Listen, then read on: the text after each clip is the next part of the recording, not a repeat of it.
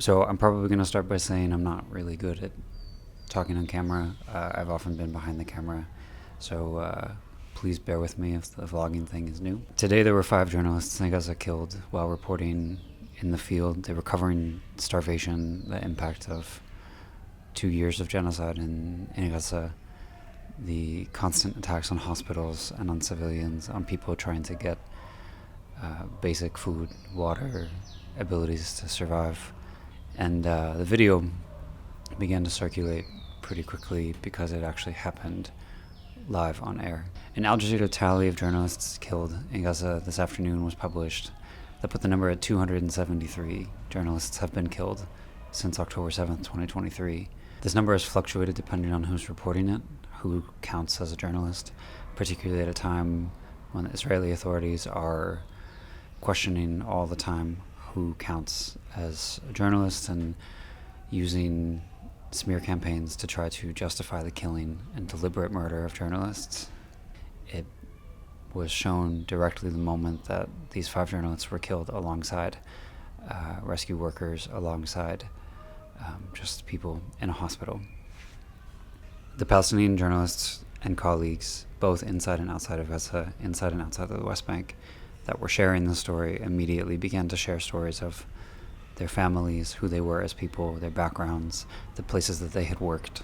The Associated Press at the same time tweeted that journalists had been killed and naming one of them simply as a freelancer who worked with the AP, not even naming them the person that had actually worked with them.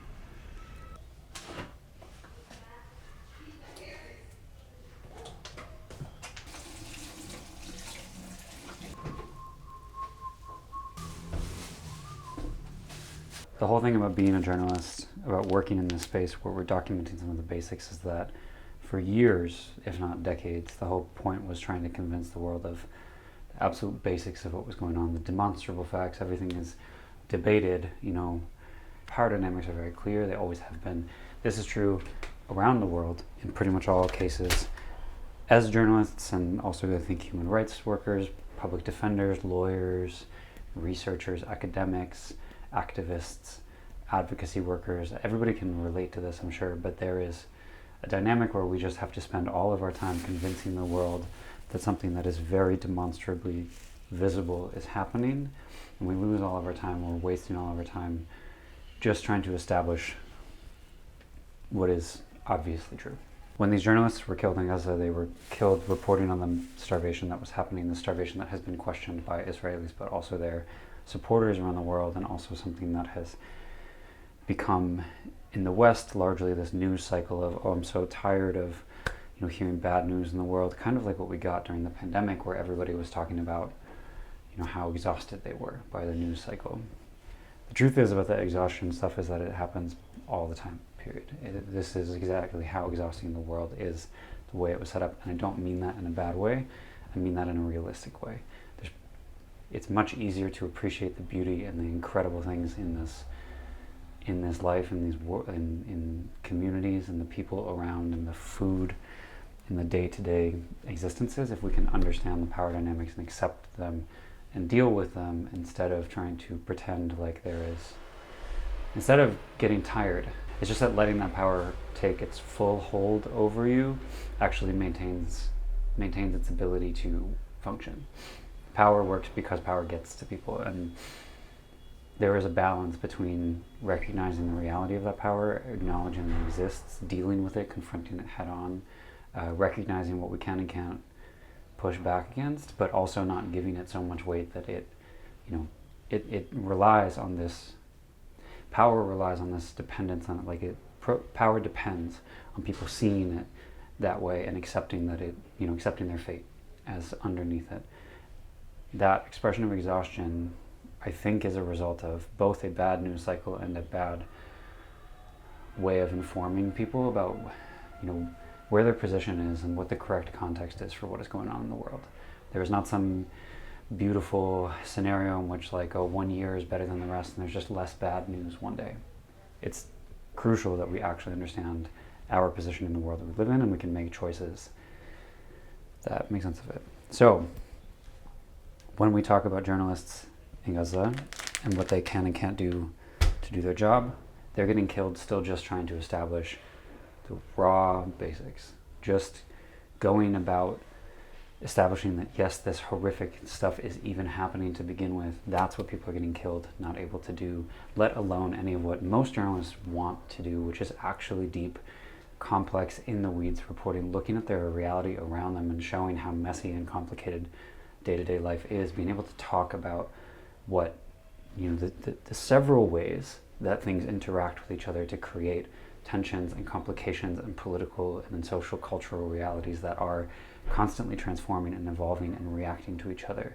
We never get to talk about that stuff because every article is written in a way where it has to be about one thing only. It's just one point. You need a nut graph that works as a way that simplifies the overall point you're making, and then maybe an overall body of work could deal with contradictions and messiness and show things in an evolving way. But one article, one particular project can only be done simply.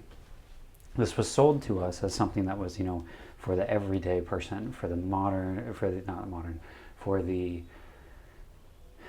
average Joe. I hate that term, but for the person, there's something elitist about this, something classist, that the everyday person is stupid and needs to be told something very simple to understand what is happening in the news. The truth is, first of all, people are much smarter than that. But second of all, even if they aren't, it doesn't matter. The simplification functions much more to actually obscure the context of any given story than it does help inform people about what's going on.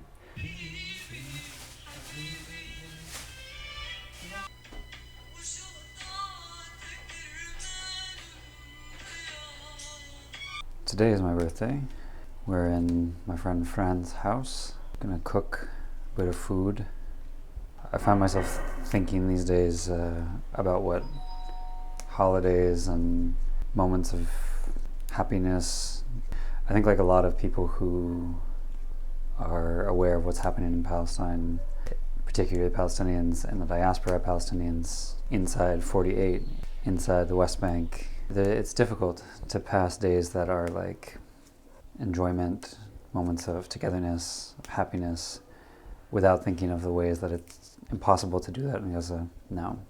What does a birthday look like? What does food look like without food? What does a meal look like without food?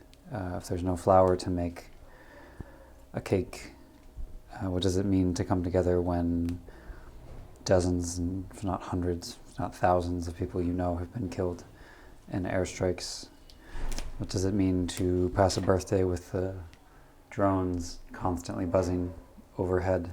This happened during Ramadan. It happened when people get married and have kids. It happens when we sit down and have a meal in general. That is the purpose of the occupation, is to separate people and make their lives, their circumstances, their struggles distinct, so that they're not in collaboration with one another, so that it widens the gap between what people experience and the types of violence they face, and forces them to rank their own violence, their own traumas against what others face. Stores are part of everyday life. Stores are part of what it means to come together, have meals together, understanding how, for example, this bit of basil gets used, arrived, was farmed, was planted, the types of dishes that it makes here, what it means environmentally to create it, sell it, buy it in international markets if it's not basil and other agricultural crops. Food is not just food. Having storytelling and awareness of the world that allows us to move through it and do something like come together for a birthday, have a bit of a meal together, enjoy time together with full knowledge of what's coming on around us, and having that mix of grief and joy all the time. This is what I think particularly Global South communities are inherently good at and do well. And it's a nice way to spend a birthday. But I'm making مسخن, but it's not going to be مسخن normal. فيش سماء هون. وصراحة فيش زيت زيتون زي في فلسطين. بس كمان the thing about food, and I know Palestinians will get defensive about this, but the thing about food is that it changes anyway. The point isn't that if it changes, it's inherently bad. Of course, if we're dealing with appropriation, this is a problem. If somebody else says, I invented this thing, that's crazy.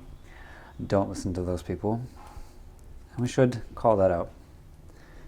And there is a certain group of colonists that like to do that with Palestinian food.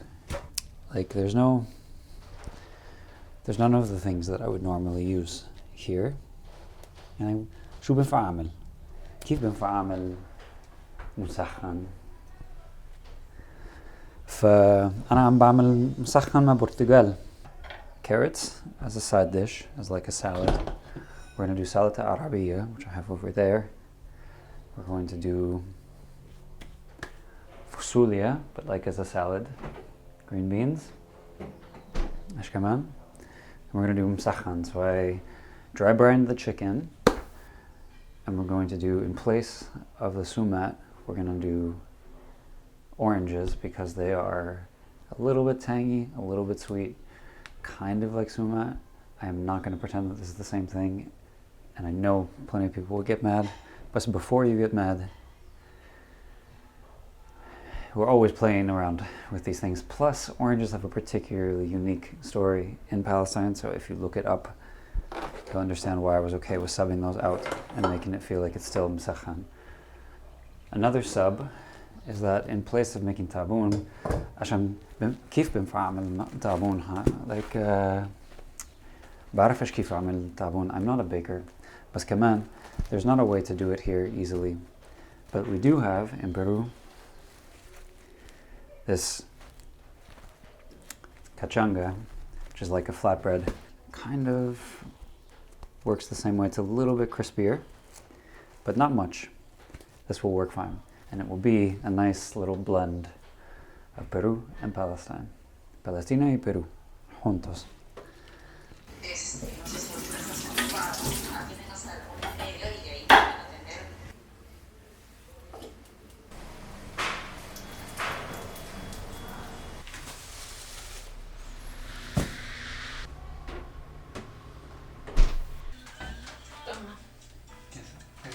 ¿Qué es esto?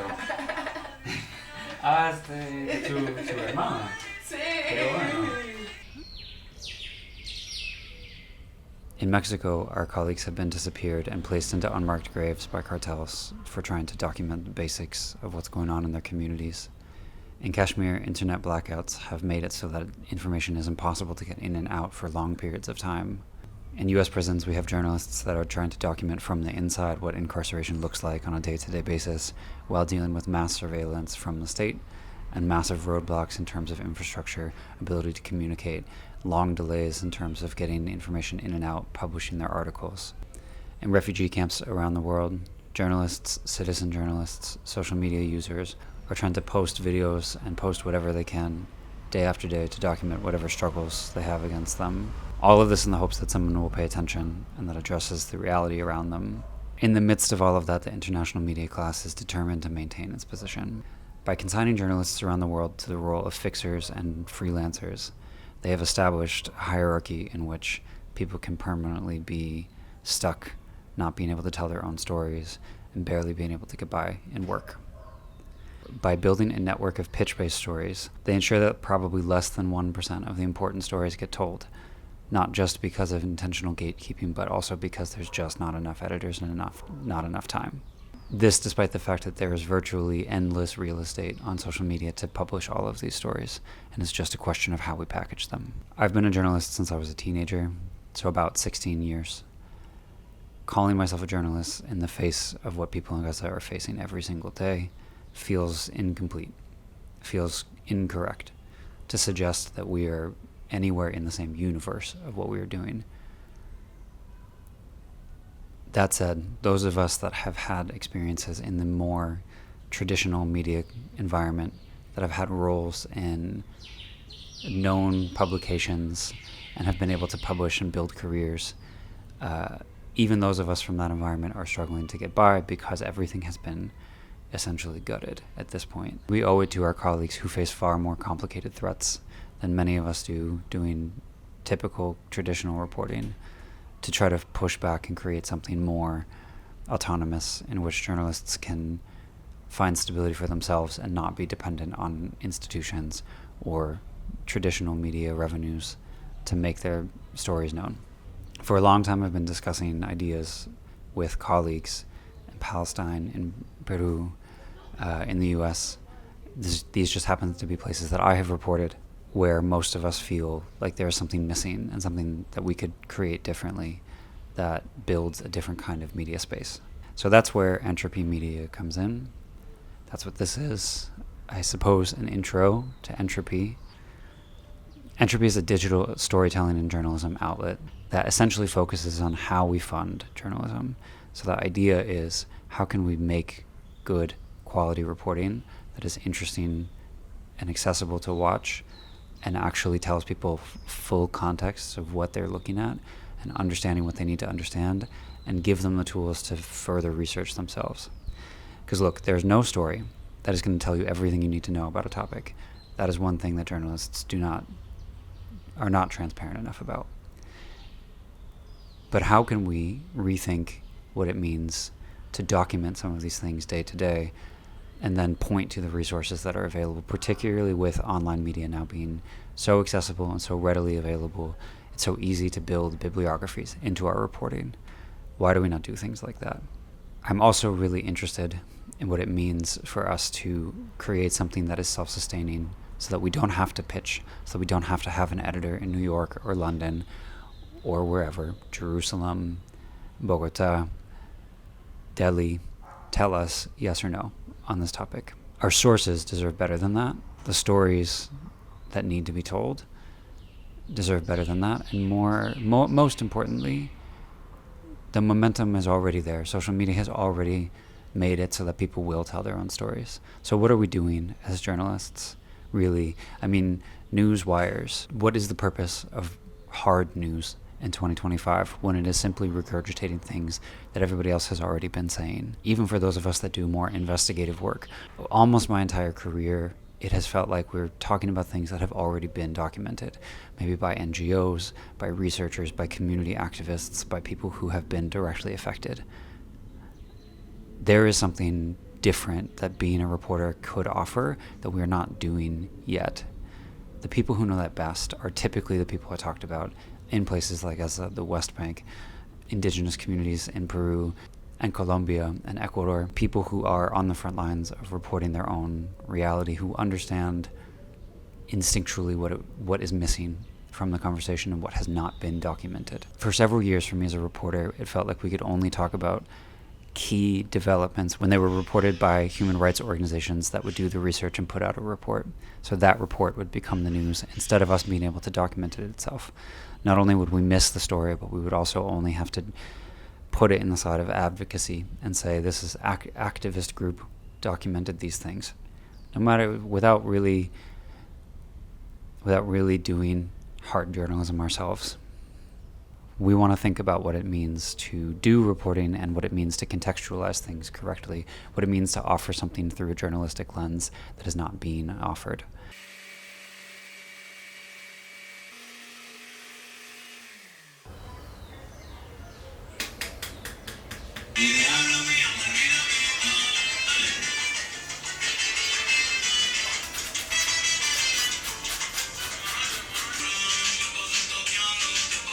This news environment has really done far more damage than it has helped anything. Meanwhile, the reason that we're talking about our colleagues in places like Gaza, indigenous communities, and in Provincia, places like Colombia, Peru, in Kashmir, and Sudan, we leave all of those people behind, or we starve them through neglect and lack of attention. We fail to cover the basics of what is going on. We let them die on the vine all the time. That's why it's so important to establish something different.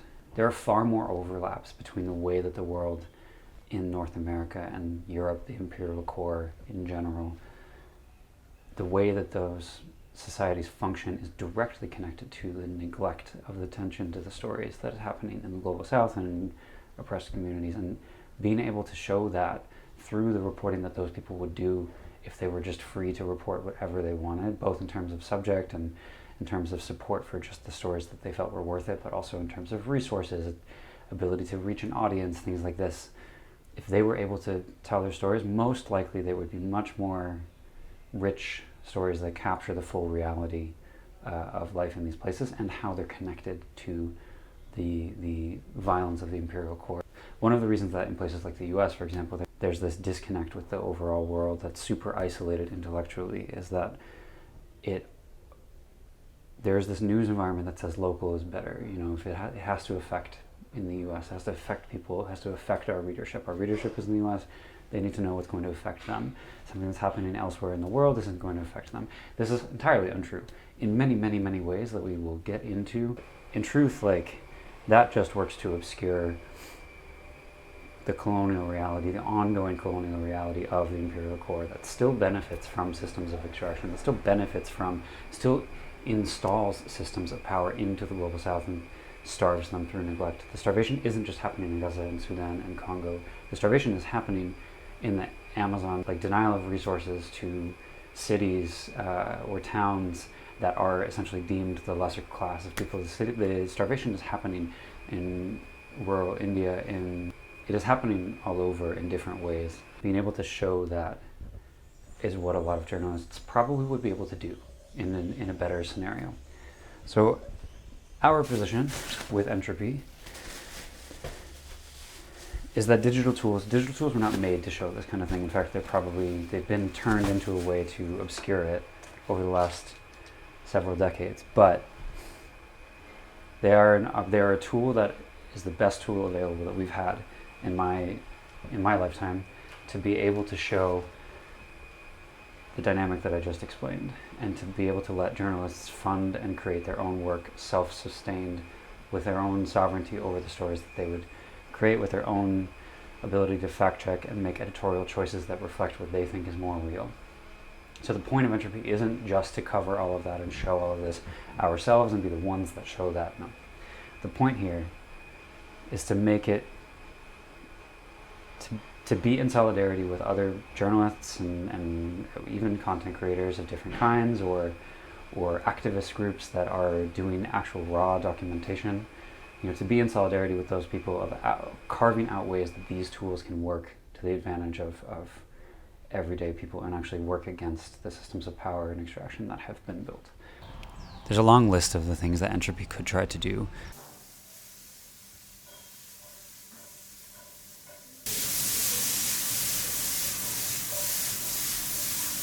A lot of discussions that I've had with friends over years about this really has captured probably dozens and dozens of different roles that we could play.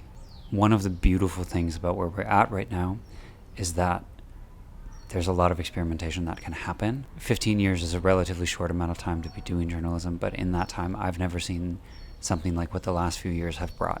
The opportunities that it has made possible and the ways that it has allowed us to actually explore what it means to be a journalist.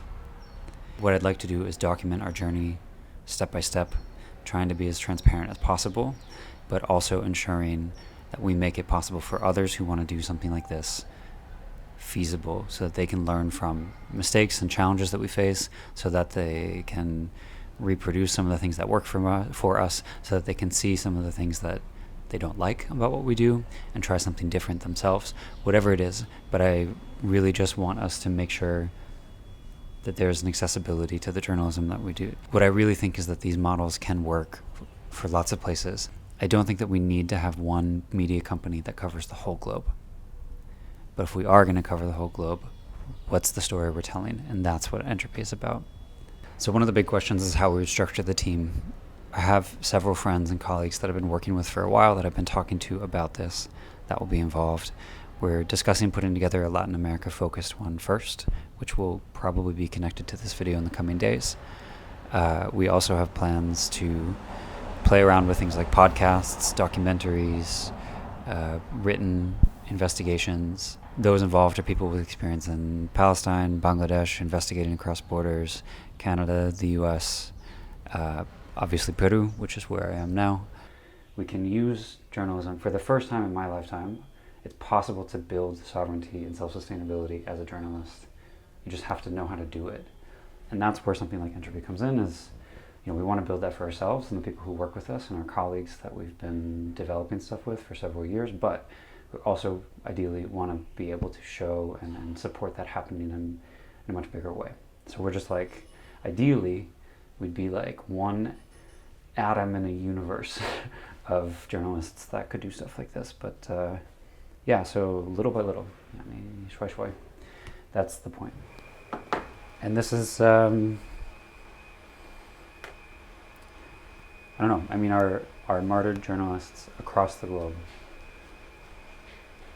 like, we owe it to them to build something different, because they don't go about this reporting just because they didn't enter into this profession because they thought that it was set up correctly. Most of them in Palestine, in Latin America, in prisons, in Kashmir, in Bangladesh, and in Southeast Asia in general, they enter into this role because they believe that it could actually be done better.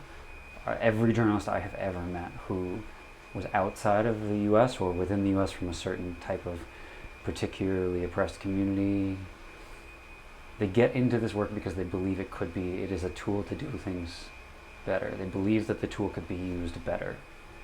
They get jaded along the way, correctly so, and those who stick with an institution, I think, lose a little bit of their perspective. But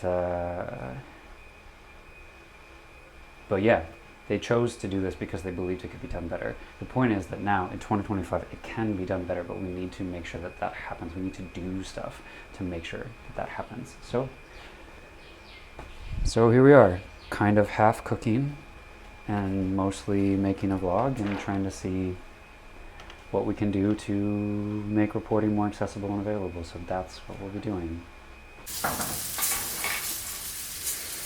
3, 4. ¿Sabes qué vamos a necesitar ya? Okay. Servilletas. Sí, ok. Acabo de ver que no tenemos. Ok. 1, 2, 3, 4, 5, 6.